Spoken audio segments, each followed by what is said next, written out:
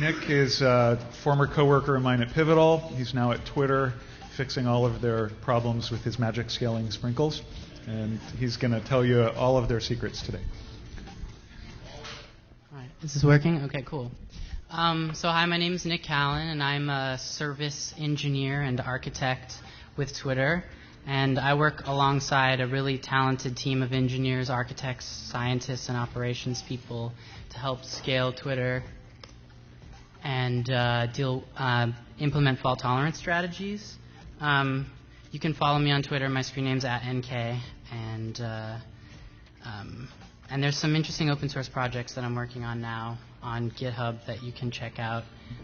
If you've used my stuff like Namescope before and Cash Money, you may be interested in the latest stuff that's going on. So I call this talk Magic Scaling Sprinkles because if I can be a bit political, I'm dismayed by the technology fetishism that sort of ruins the debates around efficiency and scalability. And I think people kind of point too quickly to technologies like Erlang or CouchDB or RabbitMQ or AMQP or XMPP or Nginx as if they sort of effortlessly solve our scaling problems. Now, these technologies all have merits, pros and cons, and they can be part of a scalability or efficiency strategy, but in themselves they're insufficient, and I would like to replace this fetishism, which is like the most primitive kind of religion, with something scientifical, which is computer science. And so what I'd like to do is kind of share some of the fundamental concepts of computer science that underlie scaling and efficiency concerns when dealing with distributed network systems. So there are three concepts I'd like to talk about today. This is in no way an exhaustive list of fundamental concepts related to scalability and efficiency, but these concepts are distribution, balance, and locality. And if there's enough time, we'll get to all three. Otherwise, we won't. And basically, the outline of the talk is going to be, I'm going to build a very simple network service. We're going to collect some statistics around it, and using these statistics, we're going to develop a distribution strategy. And we're going to implement the distribution strategy and experiment with different load balancing strategies, least connections, round robin, etc., and find an optimal balancing strategy. And finally, we're going to implement an in-process caching scheme, discuss the concept of the memory hierarchy and how an in-process cache relates to different load balancing strategies. Okay. Actually, I think that's just my I need to put on the coffee mode. Hang on. Okay, great.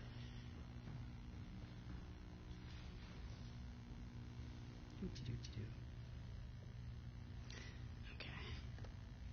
All right, so let's get started. So we're going to start with a very simple a very simple network service, which I'm calling, for the sake of conversation, a joke server. It's basically a very simple echoing server. And as you can see, this is, if you're familiar with Event Machine, which hopefully you are from Ilya's talk earlier, this is just a simple line-based protocol that's going to echo the input, and I'm just going to show you how that works really quickly. So start up a copy, and so it's a very simple echoing server, and I'm going to start by doing a really simple load test on it. So I've implemented sort of a TCP version of Apache Bench to just do simple load tests. So I'm going to run 2,000 transactions through it with a concurrency level of 1, and that's let me start that again. And we're going to see that we're doing 8,000 requests per second, which is pretty impressive for a Ruby process. Now, admittedly, we're not doing any work right now.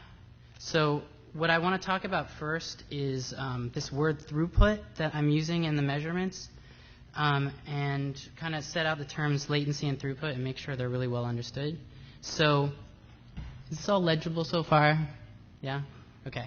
So when we have one worker, one single threaded worker, And let's say, for the sake of example, that it is able to complete a job in 1 second, then we can compute one job per second. If it takes 1 second per job, then we can compute 1 job per second. So the number of jobs we can compute per second is the throughput, and the number of seconds it takes per job is the latency, and there's an inverse relationship between the two. So as another example, if we have a worker that takes half a second to complete a job, we can compute 2 jobs per second with just 1 worker. So is that clear so far, the relationship between the jobs per second and seconds per job? So seconds per job is our latency, that is the elapsed duration from the start of a job till the end of a job, and the throughput is how many jobs we can complete per unit time. So those concepts are really important because we're going to get into a multi-threaded server really quickly, and the latency will stay constant more or less, let's say 1 second per job, but as we have multiple workers, multiple threads or processes, we're going to be able to compute more than 1 jobs per second. Our throughput will be more than 1 request per second. So that's the first kind of essential concepts that I want to share, latency and throughput. And latency is really an efficiency question, and scalability throughput is a scalability question. And usually when you're scaling your site, you're going to be much more concerned with throughput once latency is an acceptable level. So I'm going to quickly move to a slightly more complicated or inefficient joke server. And you can see here, all I've done is I've introduced these 2 lines, which I've actually copied directly out of Action Controller. And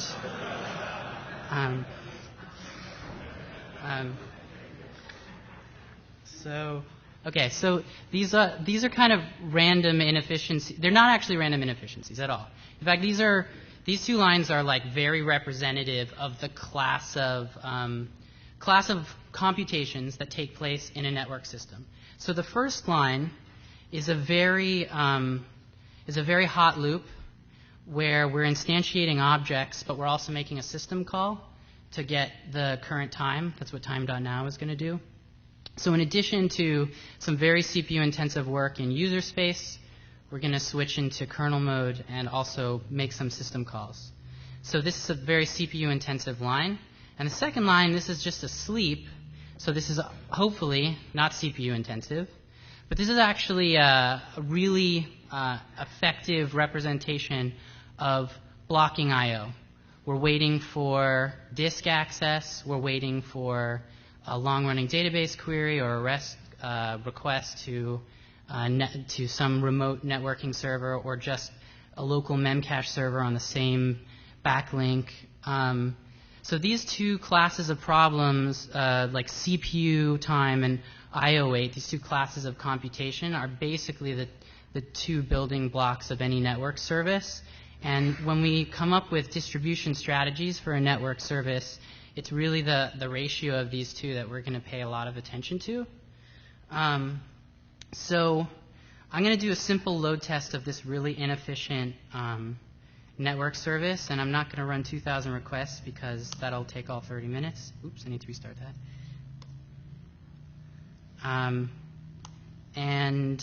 As you can see, it's taking a little bit longer.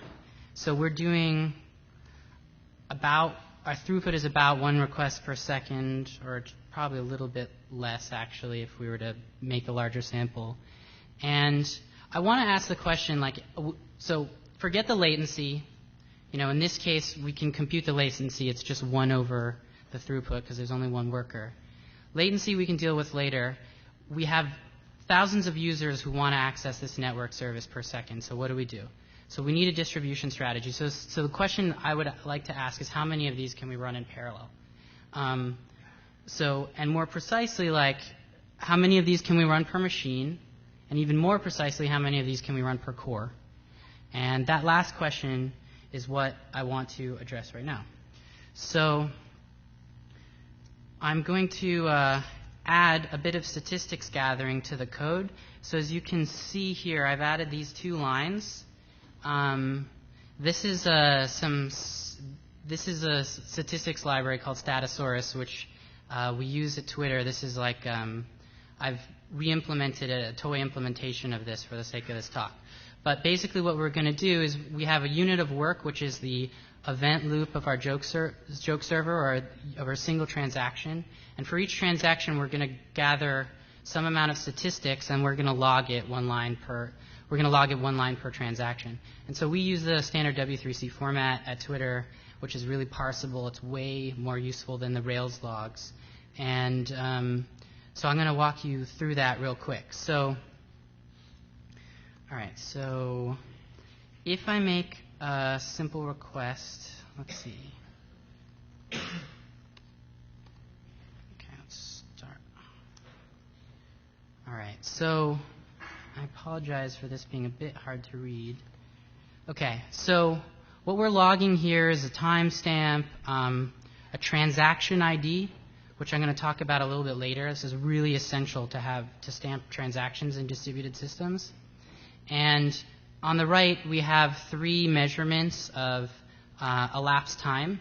The leftmost measurement is wall clock time. That is the actual duration of the job as measured from a clock. And this number in the middle is the system time. So this is the amount of time that the thread or process has spent on the CPU while in kernel mode. And this last number is the user time, which is the amount of time the thread or process has spent on the processor while in user mode. So what I want to first note is that these 2 numbers do not add up to this number in any case, right? So the wall clock time is not the sum of the user time and system time. There's something left unaccounted, right? And that's generally, like the Twitter vocabulary we use, we call that the stalled time. And the stalled time is made up of 2 things. First, in general, it's when the process is not on the CPU. So that can be caused by either we're not in the kernel's run queue, we're in an I/O queue waiting for disk access, network access, or something like that. So that's waiting, and there's no computation that can actually be done because the process is just stalled on purpose. That's simulated by our sleep, actually, or excuse me, this line. And the other option is if there's too many processes running on the machine at the same time for the number of cores you have, and the kernel will be the process scheduler will be context switching unnecessarily, so your process will be waiting in what's called the run queue. Even when it's ready to do computation, there's not enough cores to handle that computation. So that latter thing is what we want to avoid, which is excessive context switching for our process, because it's actually really inefficient. The way a processor works is you have to make a copy of the registers, make a copy of the L1 and L2 cache. Maybe it's very inefficient to context switch. You'd like to avoid it. So what we're going to do is we're going to use this data that I presented here to come up with an optimal number of processes to run per core. And this is actually, so I'm going to introduce this with a really simple example. Suppose we have, let me see, I think I've written this down. Okay, so suppose we have 2 processes or 2 threads, it doesn't matter. On Linux, in fact, they're the same, running in parallel.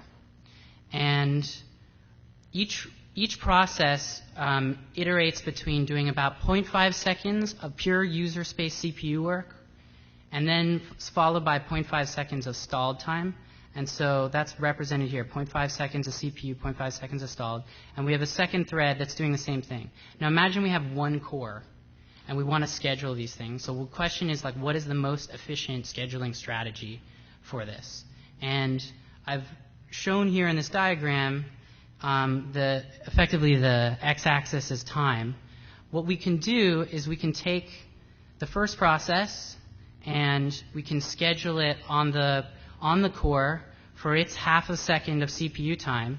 And when it's ready to stall or block, we immediately context switch and put on the second process onto the processor. And when half a second elapses and it's complete, we can again put the first process back on the core. Now, what I've just shown you is like an optimal scheduling strategy in that the CPU is never unnecessarily idle, and we never have any unnecessary context switching. We've done the minimum number of context switching that's possible in this case, which is just one context switch per unit time per second, and that's effectively what we want to achieve in computing how many number of processes per core.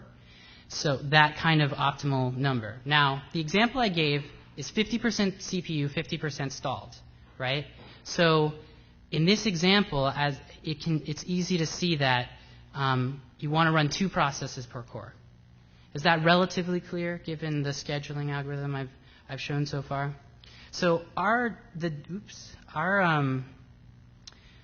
data is nowhere near 50-50. So the general algorithm is to take the wall clock time and divide it by all of the CPU time, which in this case is just the sum of the user and the system time. So I'm going to run a little awk script. Hang on. I'm going to run a little awk script to show us that. And this is per job. Let me do more jobs. We can see that, somewhere in the range of 5 or so processes per core is optimal. In fact, let's run an actual average. I'm showing off here one of my open source projects. It's called SS. It's a Perl script that's sort of a cross between awk and a spreadsheet, and it does running averages and standard deviations and stuff. It's really useful when you're debugging live processes for performance problems. So I encourage you to check it out on GitHub. So the running average we're seeing is, I don't know, like 6, maybe 7, something like that. So my computer actually has 2 cores, so we're going to double that number. But there's other stuff going on in the computer at the same time. So I'm going to round down. We're going to run 10 of these processes in parallel. And so we've come up with a distribution strategy. We're going to run basically 5 processes per core, and that's the most efficient utilization of our cores that we can come up with. And so now that we're running multiple threads or multiple workers, in this case multiple processes, what precisely will be our distribution strategy whereby clients can in parallel connect with multiple servers at the same time? So there's a couple different options here, and I just kind of want to walk people through like what people do in the industry. So the most straightforward example, and the one we're going to work with today, is the use of a TCP proxy. And so given Ilya's talk and stuff, and how everyone hopefully understands what a load balancer does in their operational environment, a TCP proxy, instead of knowing the location of 10 servers, will talk to just one, a TCP proxy, and the TCP proxy will be responsible for knowing the canonical location of all of the servers, and it will proxy, that is, forward on the request to the backends. Now, the disadvantages of a proxy are pretty obvious. Like, in addition to just clients and servers failing, you've introduced a proxy that's a point of failure, and you've also introduced latency for every message send. But it's like the simplest model in that your client code never needs to change. And in particular, my motivation is going to be my load testing code is not going to need to change. I'm just going to run it through a proxy. So there's a couple other options you should be aware of when you're building distributed network services. Now, if I haven't pointed this out, your website is a distributed network service. So think about it in that sense, but also as if you need to scale and you're going to be slicing off SOA-style network services, this stuff is really important. So another model is the DNS model, the name server model. This, if I understand correctly, Google uses a lot. So a client will talk to a name server to get the location of an available worker or the canonical worker for a certain class of request. And then the client will speak directly to that worker. This is effectively what DNS does, right? And so you can think of the internet as a distributed system, which is in fact what it is. So the advantage of a DNS server is that there's constant time overhead in latency because there's only one lookup for the canonical location, and then all message sends between the client and the server worker will be direct, and you don't need to incur the extra latency that that a proxy has. A proxy effectively has latency latency on the order of the number of messages passed through it. So, but the DNS server also is a point of failure. The final thing I want to talk about is like client-side hashing or client-side distribution, which is the Katama model that you guys use Memcache, right? So you guys have heard the word Katama before? Yes, maybe some of you? Okay.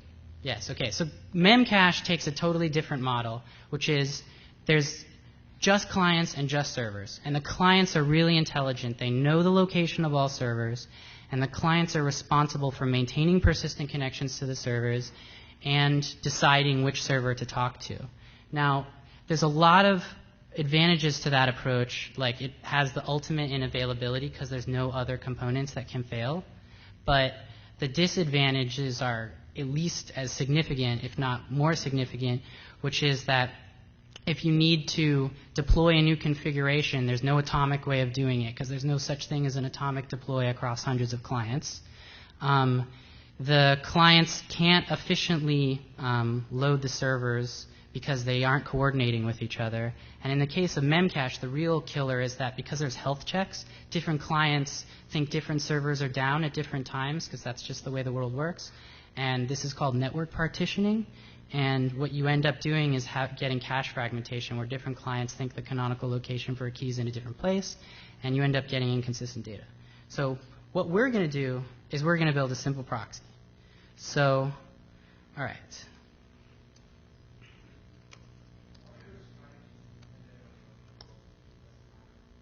They are. I mean, they all have trade-offs, and like, you know, DNS can be really compelling if you have like a really chatty protocol, where it's O of 1 to get the location of the server, and then you can send n messages to the server and without any additional latency, right? Whereas with a proxy, if you send n messages, you have n times the amount of latency. But you can use them all in any case. In our case, a proxy is going to be really compelling.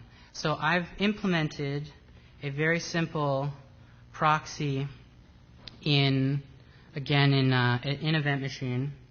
And all the proxy does, we're gathering statistics like we were doing before, and we're just forwarding it on the request to the back end. This is really trivial, right?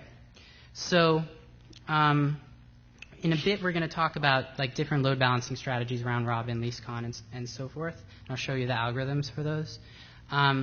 But I want to immediately sort of get into, now that we have this really complicated distributed system, we've got clients, we've got proxies, we've got servers, and I can tell you from experience, when you have this many moving parts to complete one unit of work for the user, it's really hard to debug what's going on. You have failure cases happening all over the place, and it's really hard to reconstitute any particular failure case. So I highly recommend that you log everything extensively, and in particular, you thread transaction IDs throughout your system. So this is something we do very extensively at Twitter, and I'm going to show you sort of how that works. So here's the proxy again, and all I'm doing is I'm enhancing the line protocol with the transaction ID that we generate from our statistical logging tool. This is just a GUID. And the proxy will generate a transaction ID for its transaction. It will pass it on to the back end. And the back end will parse the transaction ID as it came in from the proxy and log it. And so when you have failed distributed transactions, the ability to join the different logs across your different workers is going to be really essential. And so I'll give you a quick example of this in practice.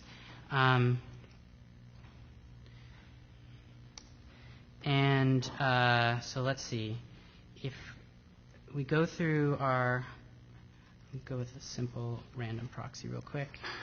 And I'm going to make 14 requests, and I'm going to tail the proxy log. And you can see that in the middle, like right here, we're stamping every line with a transaction ID. Now what you'll see in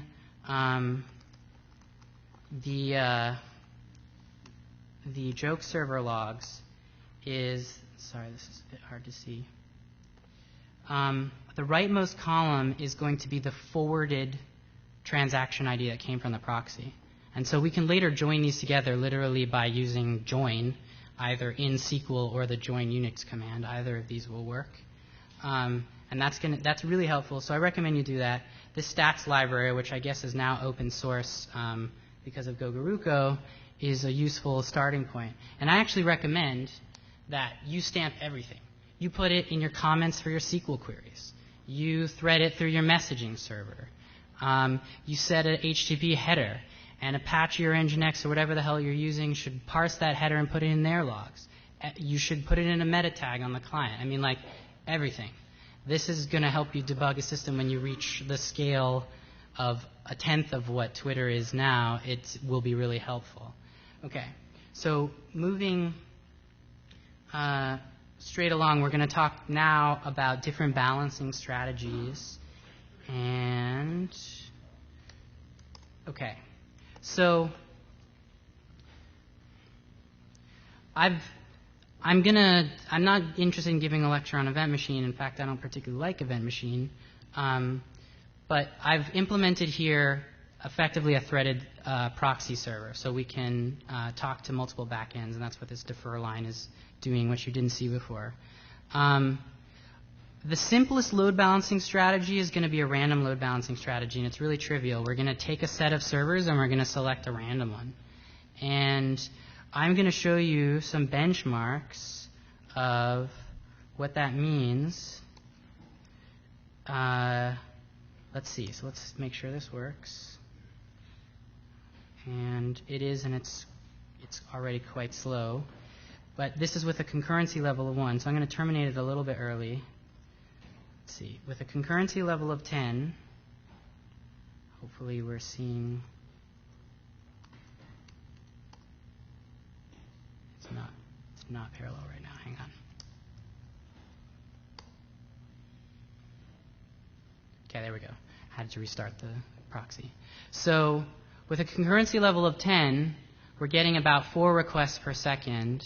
And with a concurrency level of 1, I don't know, we're going to get 1 request per second, which is closer to what we saw before. Now, the threading model is what allows this concurrency level to have any significance, because our proxy is a multi-threaded process at this point. So now, a random load balancing strategy is going to randomly select a server. And so what I'd like to show you is what exactly that means. So the rightmost column here, if you can see that, is the port of the server that was selected. And actually, this is not a great example. Let me run it again. What I'd like to point out maybe are lines where we have 2 lines and the same worker is chosen immediately proximate. So, for example, we have, is this legible to everyone? Yeah? So we have, oh, okay, yeah. I mean, so this is terribly inefficient. We're like, we might have available workers and we're like we're queuing behind workers. We're queuing on a worker that already has jobs. We're queuing up jobs when there may be available workers. So a random strategy is really inefficient. So the next strategy to try is a round-robin strategy. And a round-robin strategy is when we take, I have sort of a little diagram. If we have 5 workers, let's say, and we get, let's say, 7 jobs, what we'll do is we'll assign the jobs to the workers in order, and modulo the number, we'll loop again. And round-robin, to throw out another word, is kind of a LRU strategy, least recently used, because we're going to assign a job to the least recently used worker. And I want to sort of give a picture of why round-robin is really efficient, although I'm going to show later that it's actually terribly inefficient. So this is the intuition you should start with, although we're going to demolish this intuition. Assume that every job takes exactly 1 second. And we receive jobs at a rate of 1 every 10th of a second. Okay? So at time t0, we're going to enqueue job j1. At time t0 plus 1/10 of a second, job j2, et cetera, et cetera. Now, by the time we get, let's assume we had 10 workers. By the time we get to the 10th worker, 9/10 of a second will have elapsed. We'll enqueue that last job, And then the 11th job, a full second will elapse, and we'll come back to our first server. Now, a full second will elapse, and by presupposition, the job duration is exactly 1 second, so we now have an available server, right? So so round robin is going to be fundamentally, it seems like it's perfect efficiency, actually. It seems like there's no fair allocation of work, at least as I've given the premises so far. So, and we can actually see, so the premises are violated in my example, but we can actually see with round robin, I'll rerun the load test. We might have to run these a couple times to get significant data. Maybe I should run it with smaller iteration. You can see actually we get significantly higher throughput, 50% higher throughput by using round robin. Does that, everyone can see that? It's relatively clear? Okay. So now I'm about to demolish the idea that round robin is actually efficient, because it's actually terribly inefficient. Because in reality, what you have are not jobs of uniform duration, but you have jobs with a very high standard deviation. So you may have jobs that take 1 millisecond to compute and jobs that take a second to compute. And if you simply go in round robin or least recently used order, queuing jobs for workers, you might queue a job behind a worker that has like a 1 second job when there are 9 other workers that are completely free.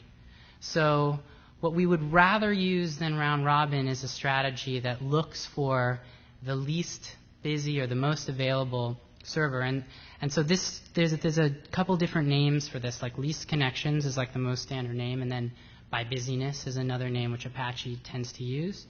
And I'm going to show you the code for this right now. Actually, I didn't actually show the round robin code, but it's very simple. It's a simple modulus, right? And we keep state. So the leastcon strategy is a little bit interesting. Don't try this at home, because this is quite possibly the most inefficient scheduling strategy you could ever design. It's O of n with a number of workers, but it suffices for the sake of example. We're going to iterate through all the servers, and we're going to count the number of connections they have, and we're going to choose the one with the least number of open connections. So we're, in this case, and we're going to use open TCP connections as a measure of how much is in queued for each individual worker. And that's really what's going on, because what the kernel does is it queues open TCP connections for the worker on the server side. So in a leastcon strategy, again, don't ever design anything O of n, but there are O of 1 algorithms that are very complicated. So this strategy will just show a quick benchmark of what it does. And I should do this with viewer requests.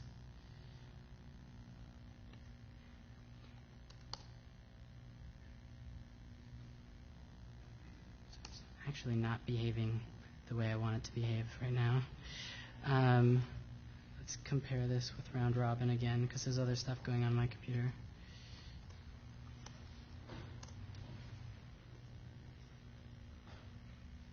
Okay, well, that is sort of behaving the way that I want it to behave, but I'm not sure that's statistically significant enough.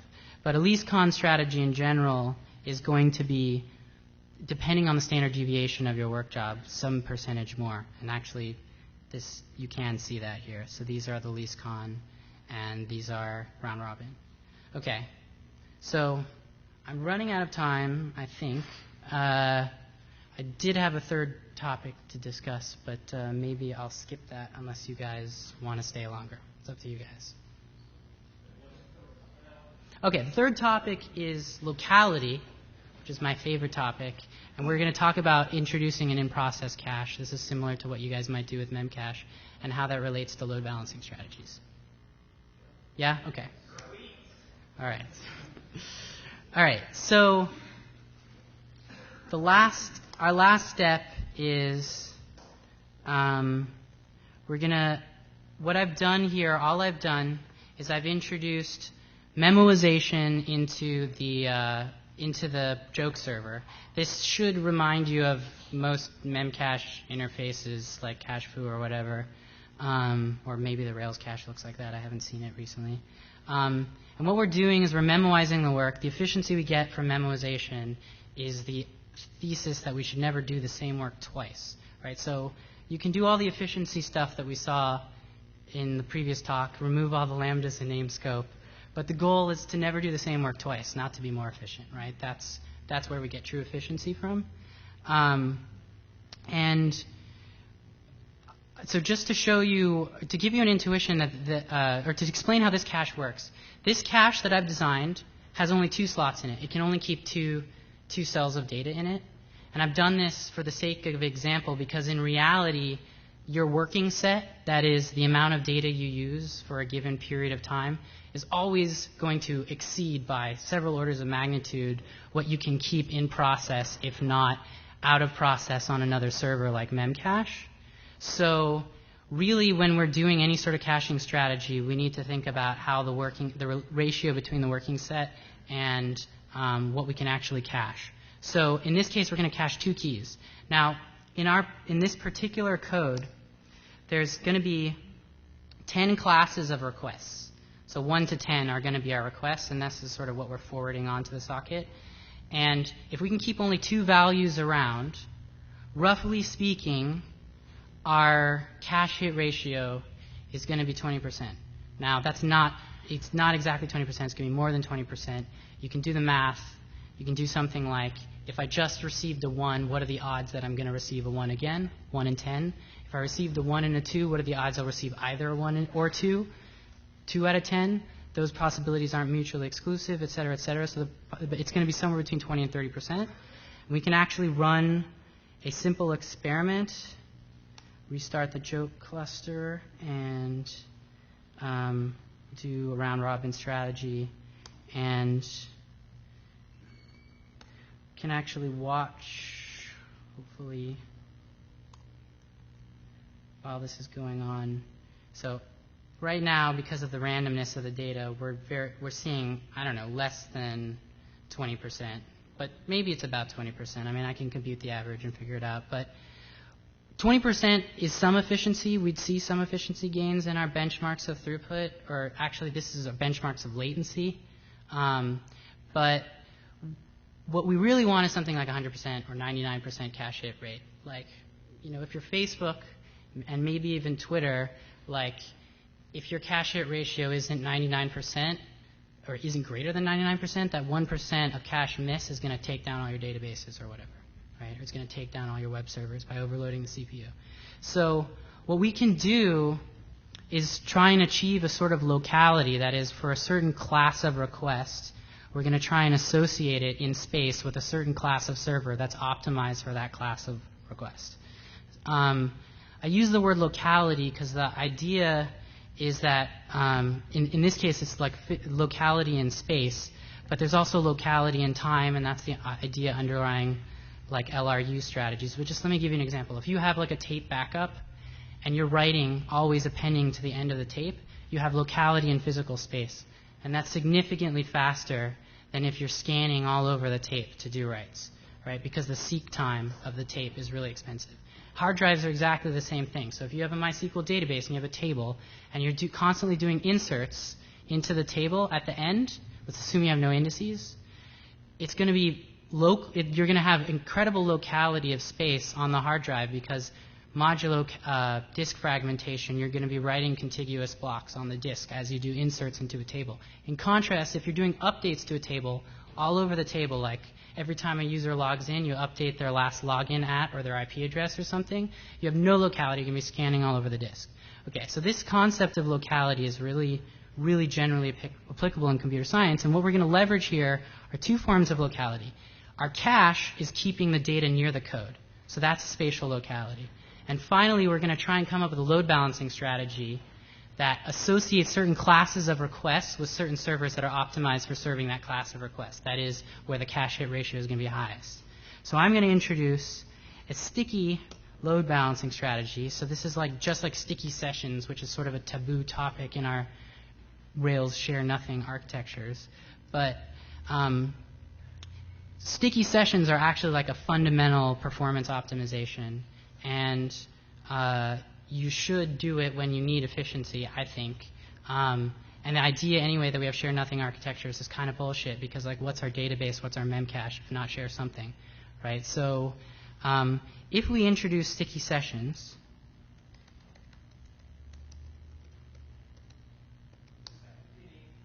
this is like pinning, yeah. So, I mean, just to show the code one more time, we're going to basically hash on the request. So I'm just doing a modulo, but, you know, like, you would hash on maybe a user's authentication token if this were like a website, or if this is a network service, you might hash on a user's ID or something. You know, like the newsfeed service for Facebook or something, you would probably hash on user ID. So with a sticky session, so recall that we were doing something like nearly 10 requests per second before. So once the cache is primed, we should be getting something near 100% cache hit ratio, and we are now. And what's our throughput going to be?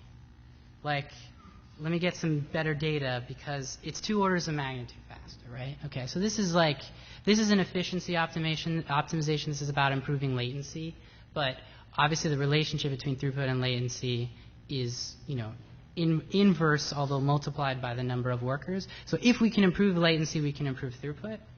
And here we've improved throughput by nearly, well, yes, 2 orders of magnitude, by improving the efficiency of the worker. So that sort of sums up the concept of locality, the concept of balance, and the concept of distribution. And as a kind of final closing note, I just want to point out how balance and locality are almost fundamentally contradictory ideas. Like, we've created an unfair load balancer that will easily create hotspots on workers. You know, if certain users are hitting the site more than others, for example. But that's the talk: locality, distribution, and balance.